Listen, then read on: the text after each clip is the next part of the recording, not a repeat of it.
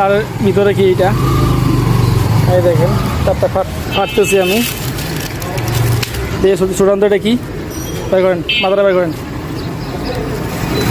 দেখেন তারের উপর দিয়েও আবার যে তামার পাত্তি দিয়ে এটা মানে মোড়ানো হয়েছে। দেখেন এই যে খোলানো খুলতেছে, এটা হলো তামার পাত্তি।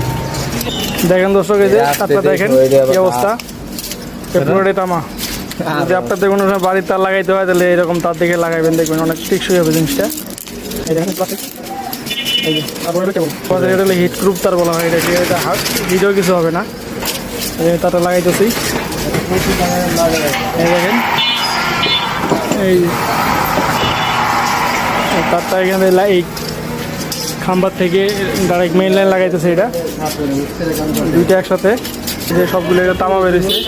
এটা তারের কেবলের প্রতি পেঁচানো ছিল এটি।